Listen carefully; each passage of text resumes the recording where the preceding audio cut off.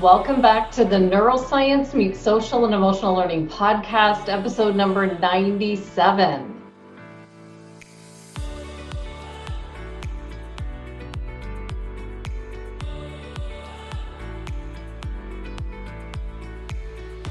With Samuel Holston and Kirun Goy, the hosts of one of my favorite podcasts, Brain Tools.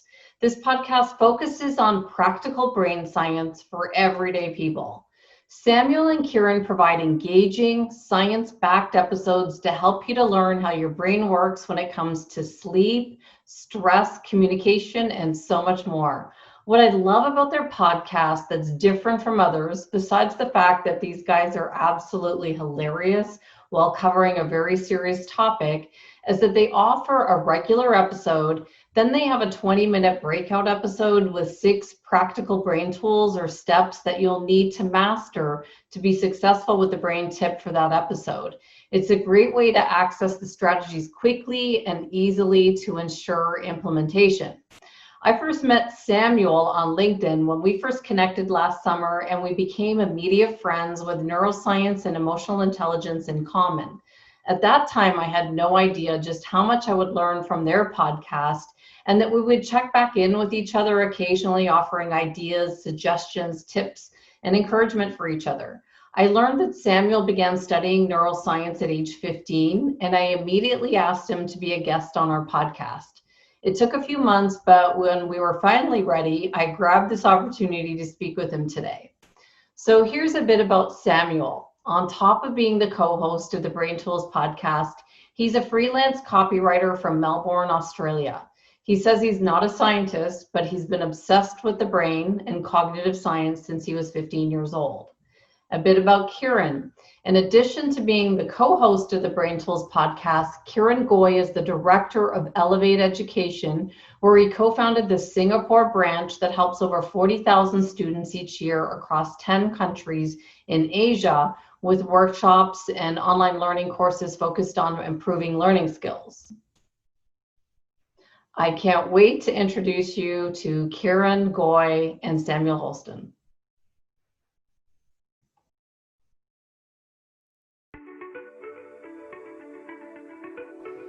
This is Andrea Samadi on the Neuroscience Meets Social and Emotional Learning podcast, and I'm so excited to welcome both Samuel Holston, located in Australia, and Kirun Goy in Singapore to the podcast today. How's it going, both of you? Oh, really well. I mean, the sun is shining. It's a Friday. It's fantastic. It's a pretty good day down here in Melbourne, Australia. We have eased restrictions, so no more lockdowns, and summer's coming. So I'm very excited and happy to be here. It's so wild how I follow some of my friends are in Australia on the Gold Coast, and it's getting cold here in Arizona, starting to wear gloves while hiking. And he's posting all these pictures at the beach, playing volleyball. It's just so weird how seasons are different. Yeah, it's so strange. I got a friend in Chicago, and one of the things he found the weirdest was that we wear shorts during Christmas. Like all the pictures of Santa in Australia have shorts on. And it just totally tripped him out. He's like, oh my God, here it's all snow and inside, and you guys have barbecues on the beach? The best part though is you still have, at least you both have seasons. In Singapore, we've just got one season across the entire year, which is like hot 30 degrees and then complete humidity. So I'm kind of jealous that you have the seasons, to be honest with you. Wow, I didn't know that, Kirun. That's wild. And this is kind of crazy for us. You know, we were just talking before we came on that I've been following your Brain Tools podcast since the summer, since I met Samuel on LinkedIn. And it's just wild to finally get a chance to meet like this. Isn't it crazy that we're all kind of connected and we know each other, yet now we're meeting face to face? It's crazy. It's so surreal, especially because I've also been listening to your podcast so much. To finally put the face to the name in real time is a totally different experience. I know, it's right? Totally, it's making me smile. I know. This is hilarious. Like, I feel like I know you guys, like you're brothers. I know you guys inside and out, and don't tell mom, right? Yeah, we're the naughty brothers kind of getting in trouble and mischief, but we try to have fun. Exactly. Well, before I get to the questions, guys, I want to know, how did you guys both meet? You know, Samuel's in Melbourne here, and we've got Kirun in Singapore. I'm guessing from LinkedIn, looking at your profiles, that you met through university. Is that correct? Samuel. So we meet? actually met a little bit earlier than that. Kirun and I both went to the same high school. But Kirun was a year older than I. And then during high school, we both participated in a leadership program teaching some of the younger students. And so we spent a fair bit of time that way, getting to know each other and resonating. But during university, we actually didn't speak that much. We hated each other. Let's be honest. No, we didn't like each other. Strong words. I'm joking. Strong words. It was one way. It was one way. It's wild. How did you guys, start this podcast, Brain Tools? Where did you decide this? I imagine that you sit there, you're having a cup of coffee and you've got like a napkin out and you're drawing your brain. That's how I'm thinking it happened. But how did you guys decide to start Brain Tools? Do you want me to take this one, Kirun? No, you know what? I'm going to chime in. So basically, I saw Sam basically posting on LinkedIn a fair bit, and Sam reached out, I think maybe about 2 years ago, just inquiring about what I was doing with Elevate in sort of the education space. And we started a conversation then, and one thing led to another. I'm sure you have a Zoom call with someone you haven't connected with for a while, and then we were chatting about neuroscience, and I think we just fell in love with each other based on neuroscience, to be honest with you. And then, by the end of it, we were like, hey, do you want to start a podcast? Do you want to give it a crack? And then honestly, that's literally how it started. And we just started putting episodes together in the hope to help people understand their brains a little bit better. That's amazing, because it's never like a planned thing, right? It just kind of, most people that I'm talking to, and even how it happened, I bought a template for a website and it had a podcast theme.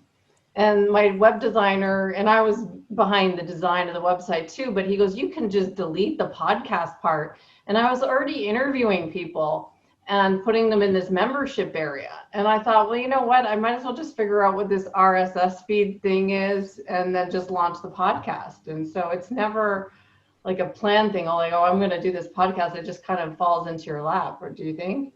I think so. I think the best things often happen like that. It's just complete happenstance. You know, it just comes along. So I didn't know that's how your podcast started. That's super interesting. Yeah, it was a mix between that, and then there was also this need. Like, I applied to speak at this social emotional learning conference and worked really hard on my presentation and submitted, and then I got an email back that I got declined for it and that 850 other people were declined also. And one of the people that were declined were the superintendent that I follow out of Chicago. And I thought, he's got brilliant stuff. I know my stuff is good. And then there's 800 and something other people. So I figured I was going to launch the podcast to give those people a voice. So there was like two sides to it. The website template that just I happened to buy that was a podcast theme. And then this scenario that happened. It was all like January, February of 2019.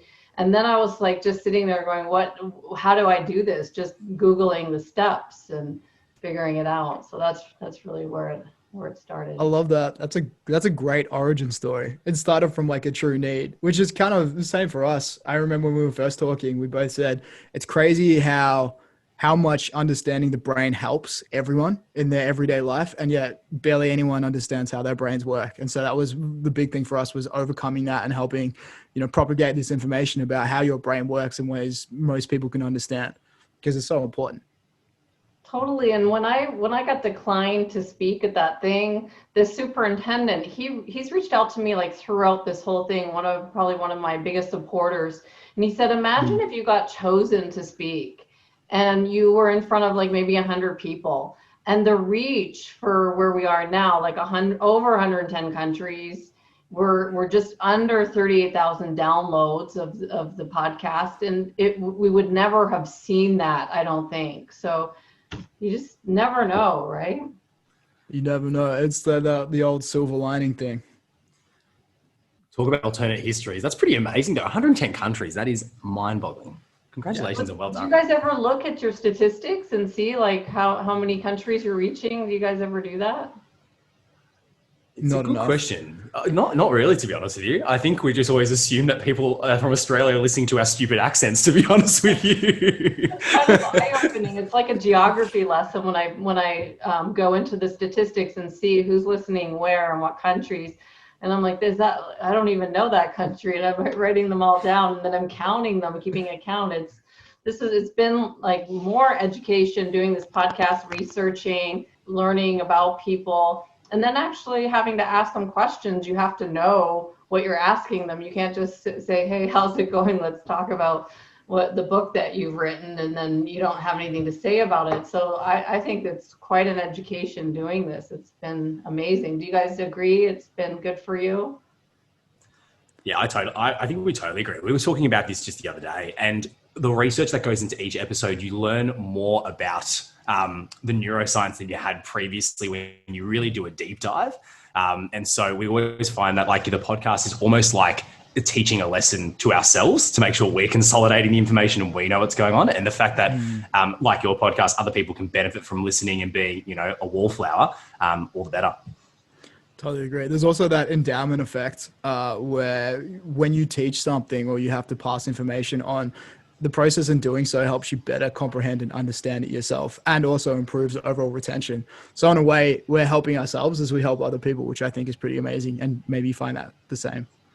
Absolutely. Like every podcast lesson that I'm talking to, people are giving advice, and I'm thinking, am I doing that? And that's what I'll go into the questions, because a lot of your podcast I've really dove deep into, because you give such solid science-backed strategies for it. So I really enjoy that.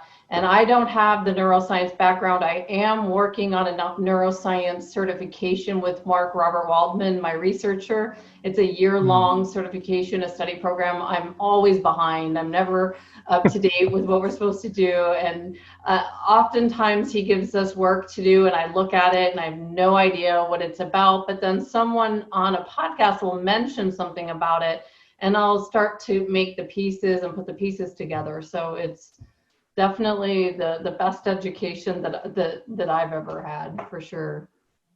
Totally agree with that. Well, let's get into the questions, you guys. For the past 2 months, I've been focused on health and the brain, especially after I watched this documentary. It was from Dr. David Perlmutter, and he did this show. It was called The Alzheimer's, the Science of Prevention. And it aired a few months ago, and it really just talks about some strategies for health that are really important for Alzheimer's prevention. And I wasn't even thinking about Alzheimer's prevention, but I just started noticing all these strategies that are important for the brain we're talking about on the podcast. And so I just thought, it's really important for me to just go into this, and it brought me into going and getting a brain scan. And then I saw your episode, and you guys are way younger than me, but you launched your podcast with the topic of sleep. And that's one of the 5 health staples that they talk about. And it's come up on so many of the podcasts that I've done, how important it is that we focus on our sleep. So why did you think sleep was so important to launch your podcast with? That's a really great question. There were 2 things we kind of identified when it came to sleep to launch it. Number one was when we launched, it was during the middle of lockdown and the COVID crisis. And a lot of the people we were speaking to, and even ourselves, were noticing that our sleep was lacking. I had lots of friends come to me and say, I'm struggling to get to sleep properly. My routines are disrupted. My sleeping patterns are disrupted. My circadian rhythm's just all off because I'm not going to work. And so we knew that was a big problem. And then the flip side of that coin is, if you look at all the literature, all the neuroscience, especially recently, and even across happiness, wellness, and the body too, the number one correlate to improving all of those things is always sleep. It's the number one thing they recommend across everything. So we knew it was probably the top thing anyone can do for themselves is to improve their quality of sleep, just because it has this total host of neuro benefits. It improves your emotional regulation by helping reset your pituitary gland. It cleans out toxic waste byproducts overnight. So your brain actually flushes cerebral spinal fluid through your brain and cleans out all the junk that builds up over the day from neuronal processes. And it does a whole bunch of other things too for cognition and learning. You actually replay your memory. So all these things tied in to make it this in my opinion, probably the most important thing anyone can do for themselves is improve their sleep. And we knew people were struggling. So that was, in my perspective, why we chose it. Love it. What about you, Kirun? Yeah, very similar to Sam's sentiment. I think it's probably by Matt Walker when he wrote that book. But I think he said, if you live to 80, if you're fortunate enough to get there, you spend 35 years of your life sleeping. And if that 35 years had no return on investment whatsoever, it's the biggest mistake Mother Nature's ever made. And I think that really resonates. It's like, why would we do this thing so often and for so long if it didn't have any benefit to it? And I think from my perspective, when we were working in education in Singapore, we found that like the average number of hours a student sleeps in Singapore is about 4 or 5 hours. And cram culture is so prevalent. And you're sitting there being like, that the number one thing you can do for cognitive performance is get better sleep in terms of your prefrontal cortex, your ability to actually problem solve, and your long-term and short-term memory. So I think those things stood out, being like, wow, we don't appreciate sleep as much as we really should, given how much we do it for, if that makes sense. Yeah, absolutely. And I never really started looking at sleep. I always thought I was doing well until I went and got my brain scanned. And the guy doing my evaluation, who was a sleep expert for pro athletes, said, Andrea, your brain is sleep deprived. And I thought, wow, I had no idea. So that's so funny. So they actually equate sleep deprivation to being a little bit drunk. And when people can be a little bit intoxicated and they don't think they're intoxicated, you almost go through the same process when you're sleep deprived. So people who are sleep deprived think they're fine, even though they're performing worse cognitively and their body is suffering. Yeah. So nuts.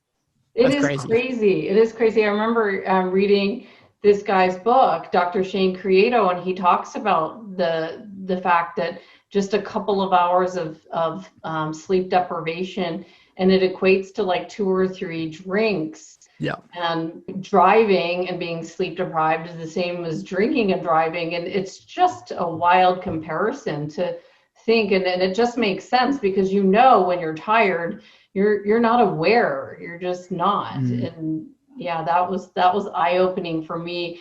And then the key thing that I learned from the tips that we had with some of the sleep experts was that, trying to get like a 20-minute nap in the day.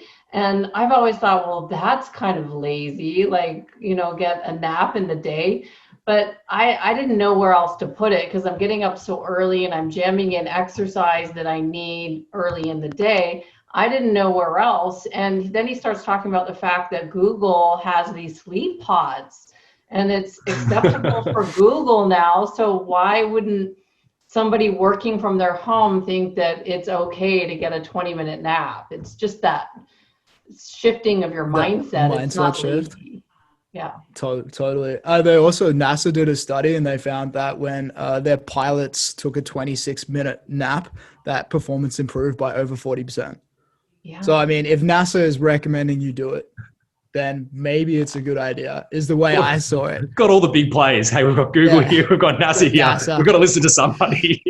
I know, it's just so weird. I just can hear my dad in the back of my head going, you're going to have a nap in the middle of the day? Are you crazy? It's just that, maybe how we were raised, that you work a certain amount of time, like the old way, but the new way is definitely putting our health first. And that's definitely a mindset shift. But so let's go on to your second episode. You focus on well-being. And I think well-being is such a hot topic these days, especially with what happened with coronavirus. And you guys covered it really well on your podcast. And you list self-awareness as one of the tools for well-being to understand your stress response and what it looks like. Like when you're stressed, do you go into fight, flight, or freeze? And I just had somebody talk about this on one of my podcasts to know what your stress response is. And I've started thinking about, well, what's mine? And I know when I'm stressed, I grab my shoes and I go hike. But what's the best way for us to recognize what our stress style is? Should we kind of have an idea ourselves, or should we ask our friends and family, like, how am I when I'm stressed? What's the best way to get this awareness? Yeah, it's a really good question. I think it's always a bit of both, as I'm sure you know. It's like always you need to find, family and friends and people around you to give you that bird's eye perspective, but you've also got to generate it yourself. And I think when Sam and I were preparing for the episode, speaking to a lot of people about well-being, this sort of EQ model of leadership really came up, which is, in order to develop self-awareness, you need self-reflection, and then self-awareness leads to self-regulation, and then emotional intelligence can be increased, so to speak, or an outcome of that. And when we were speaking to people, a lot of the time, they didn't really know what their triggers were. What actually does trigger my stress? What are my symptoms of stress? And some basic questions about who you are, and stimulating that can, obviously help recognize the situations you might find yourself in. And for me personally, whenever I'm stressed, I'm more of a freeze. I always go straight into avoidance behavior, and I want to leave the situation immediately and run for the bomb shelter. But I think, recognizing those things and really listing out those symptoms and backtracking to be like, hey, when do they actually pop up, is generally speaking what we sort of found is the best sort of self-awareness sort of tool. So basically journaling in reality, and then validating that through, believe it or not, just your parents, asking your parents, hey, you see me at my worst, you see me being really, really stressed. What did you see? And does that, validate and confirm with what you do? Yeah, I think that's a big one. Just asking that question. I mean, I've asked it to my partner before. It's like, what do I do when I get stressed out? And she said, oh, well, usually you get quite intense and your sentences get short and you get very direct. And so now I'd have that in the back of my mind as this cue for recognizing when stress is kicking in, if I'm starting to do these things, and then I'll take a moment to reflect on that. So your stress response, Kirun, is freeze. Mine is flight. And then what's yours, Samuel? Mine's fight. Fight. You're in the absolute 1%. You fight. I'm in the 1%. Wow. Well, at least we know now what we need to do to overcome this. But that's pretty powerful just to even name it. And from your episode, Overcoming Fear, I want to know what happens at the brain level when we name our fear. We just named our emotions, but what I've said it like 100 times on my podcast, you name it and you tame it. Why does writing down the emotion or naming it reduce the fear or help you get through it? This is a great question. Actually, when I was reflecting on the other day, so there's a process in the brain when you name something called affect labeling, and it's the same for most emotions and feelings, fear inclusive. And what happens basically is the process of you going through and looking for the language and the words to name it. I'm feeling fearful, or I'm scared of this, requires your brain to shift its processing away from fear and from the amygdala and the insula and the other parts of your brain where fear occur and transpire, to language processing, your prefrontal cortex, Broca's/Wernicke's area. And as a result, you're literally taking away the resources needed to feel fearful and putting them in the part of your brains responsible for thinking and for processing language. So when you name something, you're really telling your brain to stop thinking and focusing on feeling fear, and instead focusing on finding words and language to describe it, which is where that taming component comes in. And there's been quite a lot of research around this affect labeling process, and it works really well with all emotions. So they did one particular piece of research where they found affect labeling almost completely disrupts the amygdala processing, which upregulates and downregulates the way you experience fear. That's powerful. Anything to add, Kirun? No, Sam, that was very eloquent. That was a very good answer. Not really, to be honest with you. I think I don't know if we can all appreciate this, but sometimes going to that downward negative rumination spiral when it comes to fear. And I think there's that quote by George Adair that says, all you've ever wanted is on the other side of fear. And I think that whole idea of understanding what is the basis of that fear, and actually, that conscious awareness, but that conscious thinking through what is it might actually differentiate what we think it is versus what it actually is. And making them the same becomes a really important driver, as Sam's obviously articulated, in terms of naming, and naming it to obviously understand it. Yeah, we're often scared of things that we're uncertain about or don't know. There's that often expression used to articulate how people are scared of the unknown or things they don't understand. So I feel like when you label it and when you give it a name, it suddenly becomes so much more approachable because you understand it. Totally. So my neuroscience researcher, Mark Waldman, had us do this activity, and for years it's called the crap board. So writing down your conflicts, resistances, I'm going to forget the A now, anxieties, and problems. So writing them all out, and then you've got to look at them and list from 1 to 10 what's the likelihood that this is going to happen. And I've always done this, and he explained it in a way not as good as you did, Samuel. There, you talked about how the resources in the brain, when you name it, go from the worry to the language center. So that's why it's taking the energy away from me worrying. He just said in a certain way, it's like a computer, like putting a disk and getting it out of your head and somewhere else. So now I kind of see they're the same thing. It's getting it out of your head and onto paper, and then it doesn't look so bad. And then you say, is this real? Like, let's just say one of my worries is, this podcast is never going to be successful or something, or maybe something you're writing or working on, like this book it's going to be a flop. Is it real? Well, it hasn't happened yet. So it's normally things that we're worried about that might happen or might not happen. So when you can look at the worry or the doubt or the fear, you can analyze whether it's real or imagined. That's another way to look at it. Yeah, that's a really powerful frame. Yeah, I totally agree with that, because it's like all the stories that we tell ourselves. Like Sam and I recently spoke on one of our podcasts about the brain being a pattern recognition machine, and it just loves to complete the story. It doesn't like incomplete narratives. So a lot of the time, completing that story can sometimes lead us astray. So on your episode of Making Habits Stick, you quote Albert Einstein, who says that compounding is the greatest mathematical discovery of all time. Can you talk about the importance of building good habits and breaking bad ones, and why compounding is so important? Yeah, this is definitely a quote I dropped, I reckon, during this episode, and Sam would have given me a look being like, oh, Kirun with another quote. Just another quote. Just a bit more philosophy on an episode about brain I think we ended up coming up with like a count meter from the number of quotes that we were both putting on. But yeah, with this particular one, I think if you get 1% better every single day for 365 days, you end up 37 times better than the start of the year. But if you get 1% worse every single day, you end up at 0.03 of where you're at.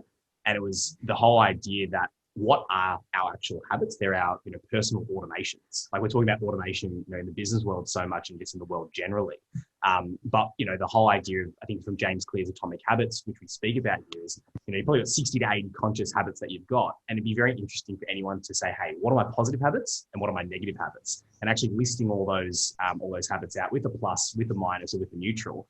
And when Sam and I both did this, we were like, oh, there's actually a fair few negative ones there that we didn't realize that were actually there. And I think the discovering that it was applying Pareto's principle, saying, hey, what is like the one or two keystone habits that give rise to all the other habits taking place? And, exercise is normally one of those that I know personally. When I exercise, I go to sleep a lot earlier. I sleep way better. I'm less likely to go have maybe 1 or 2 glasses of wine before I go to sleep. And so having, I suppose, those really clear habits and understanding what's positive, what's negative is really the whole aspect of one's life. I think there's a quote to end with here. I think Jerzy Gorgic says, like, easy choices, hard life, and hard choices, easy life. It's sometimes easy just to remove the choice altogether, and those are the habits that we actually have. I love it. I just started breaking habits, I'd say, when I first started working with John Asraf in 2016. And he had us write down like what things were holding us back. And, you write them out and you think, oh, is it really holding me back? Because you don't want to get rid of it. It's like, it's going to take effort. And I remember one of the podcasts that you guys did, I don't remember where it was, but I think, Kirun, you've cut out alcohol and sugars, like you've done some sort of diet thing. Yes, spot on. And yeah, and I've always done that, like starting January, I've always launched the year to launch it off. And I think eventually when you get older, like when you're younger, you don't have to worry about this because, things are running smoothly for you guys when you're younger. But when you get to 40, 50 and up, you got to start really taking health to a different level. Like, you just can't have drinks like you could when you're in your 20s. And I'm guessing you guys are both in your 20s, right? Yeah, we are. In saying that, I definitely feel like I'm rounding the corner on that ability to just have drinks at will. I'm at the ripe old age of 26. I'm already experiencing hangovers and the aftermath from even a couple of glasses of wine. So I can relate, which is very embarrassing for me. Wait till you get up there 20 years later. So like I noticed Don't scare me, Andrea. Oh, Please no. don't scare me. This is so foreboding. So these are the things, like you sit there and you write out, well, how could I improve my performance? Yeah. And then for me, it's like cutting out all the things that I know are negative for my performance. And then I would hear Dr. Amen say something like, well, wine's not a health food. And I'd be like, did he really say that? And then I try and find someone else that would say it was okay to keep the thing that you got to cut. And then eventually you're like, okay, so let's just cut it. And then you see the benefits are just insanely amazing, that when you cut the thing that is bad, but it takes like, you got to get to the point where you're ready to do that. And I just thought your breaking habit thing was crazy, to replace the bad habit with a good habit. Can you talk about that, Kirun? Because you've done it with foods, and how did you do that?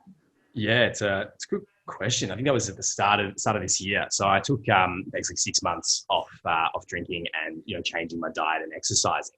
And I think the main two things that helped largely with breaking a bad habit is, again, I applied sort of James Clear's Atomic Habits principles, which is, trying to make it difficult and making it invisible. So it's like out of sight, out of mind. It's a lot easier to, avoid temptation than it is to resist. So I would actually just not have any sugar in the house. I would not have any alcohol in the house. I would actually try to avoid going out in situations where I knew my friends would be drinking for at least the first month. And then when I got used to that as an environment, then I started to expose myself very gradually to situations where there was these sort of temptations, so to speak. And then, as you rightly pointed out, after a while, you get to a stage, I think it was probably maybe like 6 weeks in, that I had sort of replaced the old habit with a more productive habit, and was able to sort of resist the temptation, but just had to sort of formulate that response all the way through. Because I know, Sam, when we spoke about this, you did this as well. In previous years. And I think those were the key things. Yeah, for me, the big one was just replacing it. So with food specifically, going for a chocolate bar and instead replacing that with grabbing a piece of fruit every time, and then making that the de facto replacement. Those little tweaks really helped me. Because it doesn't take long, does it, to stop the habit? It's just the initial stage. Like for me, I think it was maybe after 2 weeks, no matter what it is, there's no more cravings for it. It's gone. And some things can actually taste yucky or gross when you've cut it out and you go back to it. You're like, oh, why did I even like that in the first place? But you have to have not had it for a while before you get to that spot. Did you guys notice that too? Yeah, particularly because I adopted fasting as well. So sort of doing it 16 and 8. And I remember when I'd get to my meal, that was normally just like vegetables and, some chicken and so on. It was the most delicious thing I've ever had in my life.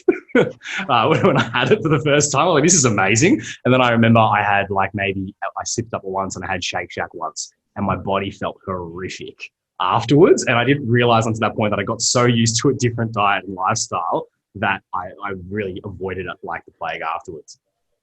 Oh, I love it.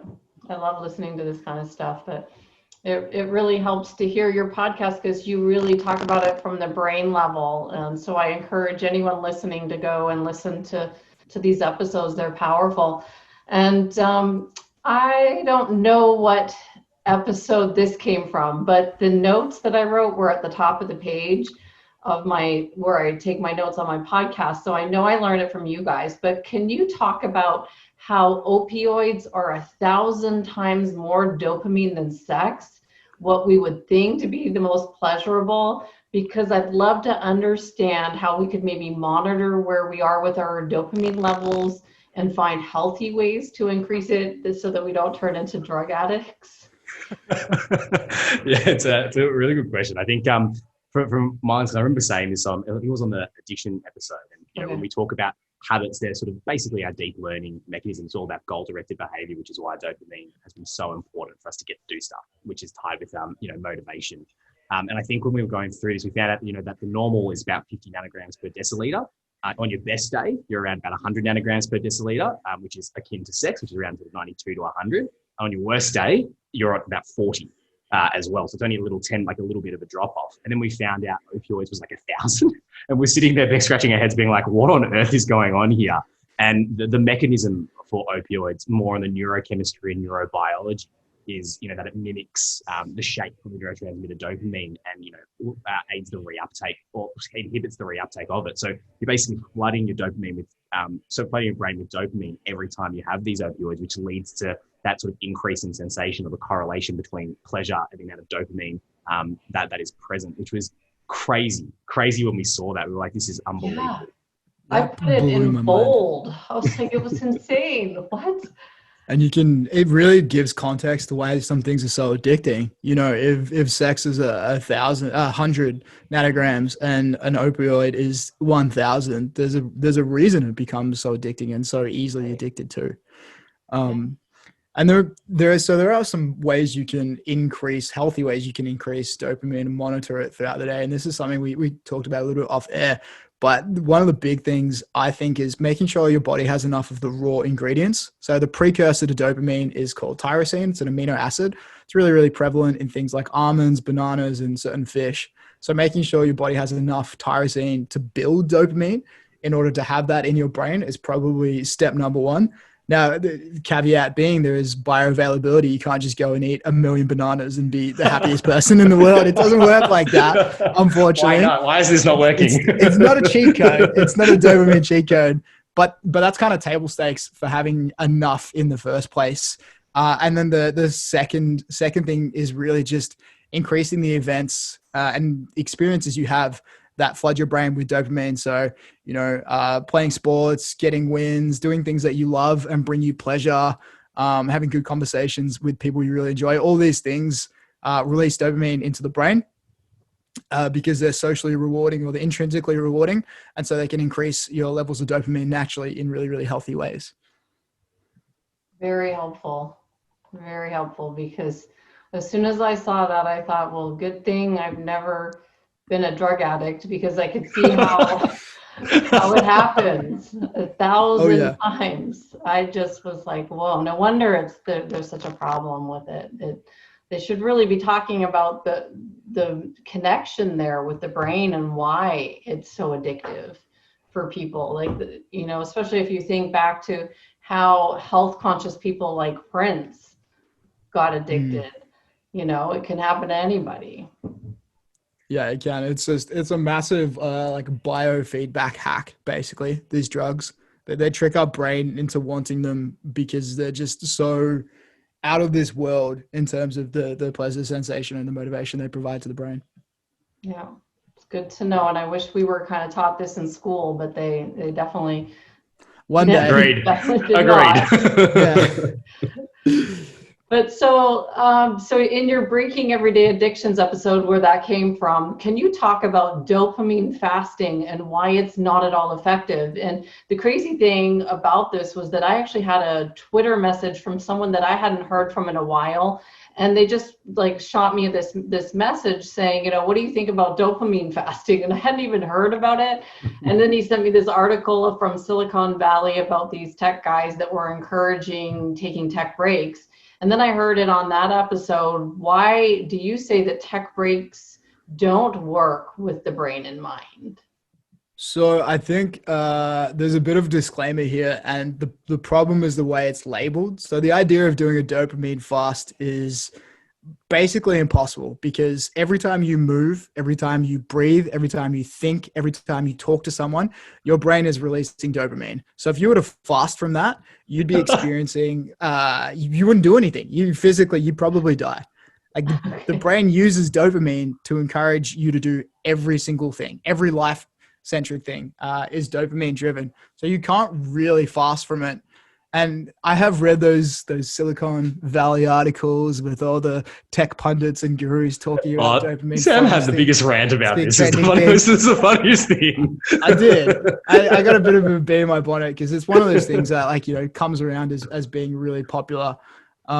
Even though scientifically you wouldn't reduce dopamine. If you stop using technology, you don't suddenly stop producing dopamine in the brain.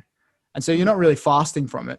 What you are fasting from is the sources which elicit that dopamine release. So you're fasting from using technology to gain that dopamine and probably substituting it with other activities that you're going out through your day. So I think there is some merit to the idea of having a break from technology, but you just can't call it a dopamine fast. It's just not it's just not on. It's not Okay, correct. it's not the right term. Yeah. Because I heard you guys talking about, you know, in one of your social media Yep. lessons, that taking breaks from social media and what ones were addictive. And so I remember that. So I know that it makes sense, but yeah, it doesn't make sense at all. You're replacing it with something else, right? Yeah, exactly. It's about replacing it, but also then breaking that pattern and that habit of relying on technology to provide the dopamine eliciting stimulus. Got it. So what about your relationship and dating apps episode? Was that really your most downloaded? You mentioned it during the whole coronavirus phase, and I don't know if you guys monitor your audience as well to see, like, because I've never even used a dating app, and but I listened to it, so it doesn't even matter like what age your audience was. I was kind of curious what you're going to say about that app. But so what happens to our brain when we're in love, and why do you think this episode was so popular over the past few months? Yeah, it actually was our most popular one, and we were thinking about why was this the case? Because when Sam and I sort of created the episode, we were like, well, relationships are under a lot of stress. Dating's completely changed given COVID-19 lockdowns around the world, and so we wanted to just deep dive and be like, what's the neuroscience behind this? And basically, what happens when you start to fall in love, and I think we've all been through this, is that your prefrontal cortex starts to completely shut down.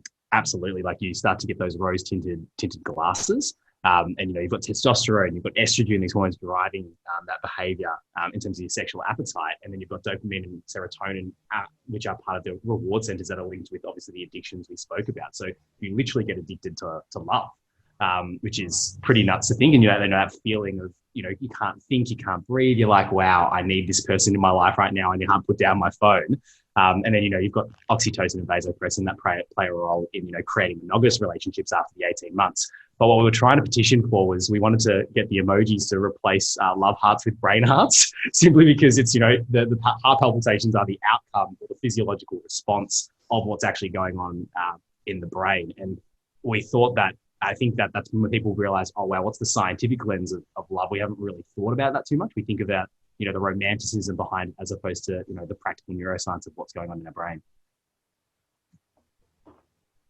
It's a lot to think about, because my neuroscience researcher did a whole episode on the fact that he doesn't believe that love exists in the brain, and he did a big episode on it. And I just was like, wait, what? I can't believe this, because I know it's all chemicals, but I'll have to go back and perhaps look at some of the points he said and put it in when I edit the video. But he doesn't believe that love and is effective in neuroscience.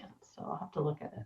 My apologies. I said that was a really interesting point, and it probably comes down to how you define it. They have a similar problem with feelings and emotions. Like there is this massive divide in the neuroscience community about where feelings happen, where emotions happen. And part of the problem is that some people define feelings as emotions, and some people define emotions as something completely different from feelings.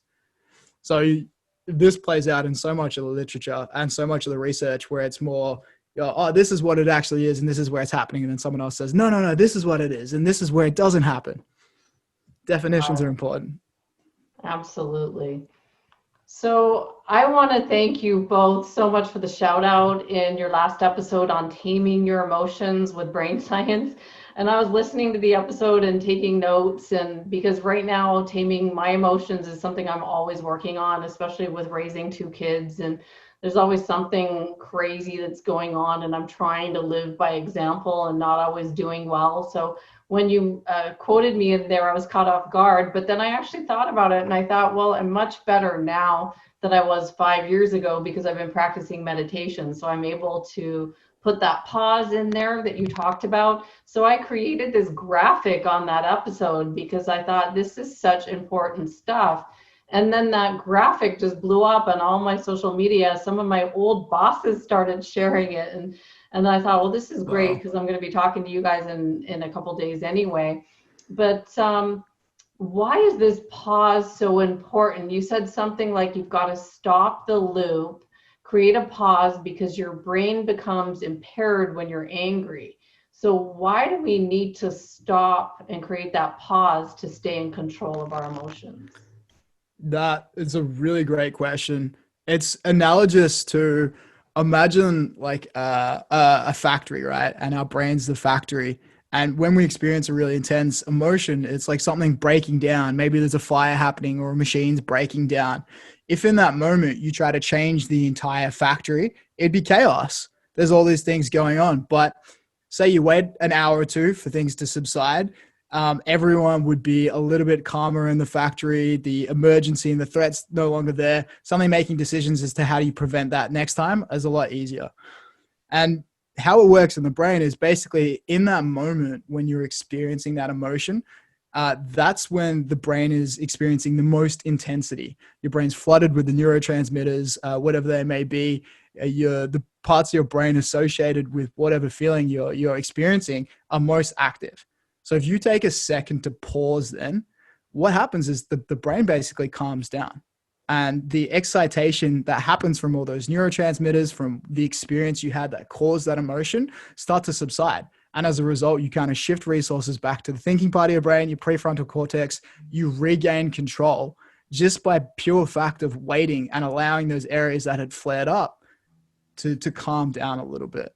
And it's really important when you think about like this idea of stopping the loop. We call it rumination is what it's called in psychology, because in the moment when you're in that loop, the more you focus on it, the more you're triggering that emotion. You're telling your brain, oh my God, this is so bad. And over again, you're reactivating those same neural pathways that are responsible for feeling that emotion, thereby making it even more intense. But the second you stop and pause, then your brain has time to calm down, to relax a little bit as the neurotransmitters sparse out the brain and move away, and suddenly you gain control again. Wow, you explained that really well, Samuel. You should be you're a good teacher because I understand it now how you explain it. You know, like it just makes sense. Stop the neurotransmitters from flooding the brain. And, you know, whether you're going to go grab a basketball and shoot some hoops or go for a run or just stop what you're doing and do something else, it's stopping the escalation of those neurotransmitters. I never thought about it like that. Isn't it amazing that we've gone through our life this far and we've never really thought about what's happening at a brain level when things are happening? This is crazy to me. Thank you for that compliment. And yeah, it blows my mind. Complete pun intended. Yeah. Well played. It's amazing. Well, just as we close out the podcast, do you guys have any final thoughts of where you see your Brain Tools podcast going? Because I think what you've started is amazing. I'm a follower. I'm always promoting you guys, putting links in there. It's just what you guys are doing. It's really helping me because I didn't go to school for this. As all I have is my neuroscience researcher, and I think he gets tired of me, going, wait, what do you mean by that? And then so I can just tap into your podcast and get a quick evidence science-based explanation that helps me immediately. So just thinking about where you are now, where do you see your podcast going in the next 1, 3, 5 years? What's your vision? Yeah, it's a really good question. I'll chime in first. I think the thing that Sam and I, when we first started this, was all about, as you said, democratizing brain science. We're making it as easy as possible for people to use it. And so I think what we're looking at, definitely in the near term, next 6 to 12 months, is the way that we've structured the episodes. It's all about now doing a deep dive into a particular topic. So our current one is emotions, which is obviously timely given the SEL Meet the Neuroscience podcast. But then, looking at things like business and looking at things like, what happened in the States at the moment with politics, like the neuroscience of politics and so on and so forth. So finding those volumes and doing a deep dive so people actually can make better sense of what's going on with their reactions, make better sense of what's going on in their brain, gives really the outcome so they actually do stuff, because that's where we want, is like that self-directed neuroplasticity, people to do things that can end up, leading to hopefully a change in their brain. So that's definitely happening over the next 6 to 12 months. Yeah, I think even from more of a longitudinal couple of year perspective, we'd love to get to the point where we have, a massive host and variety of topics across the brain, so that we can be a bit of a one-stop shop resource for anyone who wants to understand their brain but doesn't want to spend the next 3 years digging through academic journals and trying to figure out what the hell an ROI means and why the precuneus is so important for XYZ process. And most people they don't have time, and it probably doesn't help them. So we'd love to be that resource for people to understand their brain in really easy to understand ways, and then take some action. That's why we have 6 practical brain tools at the end of every episode. So there's something you can actually do. Yep, that definitely sets you apart. That's why I tune in for sure. It's like a quick way to access. So how do I improve my well-being? Well, here they are, pulled right out so you can access them. I think it's great. I want to thank you both so much. If anyone wants to find your podcast, is the best place Spotify and iTunes? Just go to Brain Tools and type that in, and it'll pull up. Yep. So we're on Spotify and iTunes. Type in Brain Tools. We're the only one there. We've got a big yellow display picture. You can't miss it. It's very bright. We're also on Podbean as Brain Tools podcast there too. So those are probably the best ways to do that. And if anyone is interested, you're welcome to follow us on LinkedIn too. I post a bit of content there as well. That's where we first initially met. So my LinkedIn's just Samuel Holston, and we've got a Brain Tools LinkedIn too. Absolutely. Well, I'll put all this in the show notes. And Kirun and Samuel, I could talk to you guys all night. It's night for me, but day for you guys. So, but I know I got to let you get back to work over there.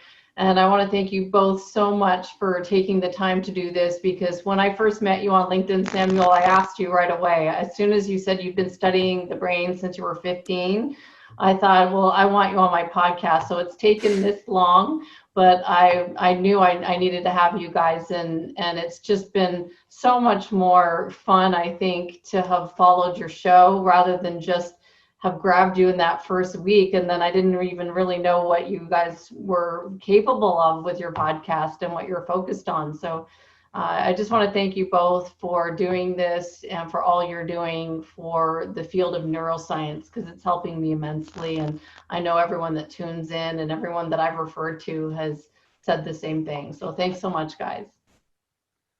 Thank you. That's very, very kind words and very, very humbling. And the compliment goes back to you. Your podcast is absolutely amazing. You've clearly got a very loyal following. And so I think what we're both collectively hopefully doing for neuroscience is a positive thing. Well, let's keep going and supporting each other together. Awesome. Thanks so much. Take care. Have a wonderful day.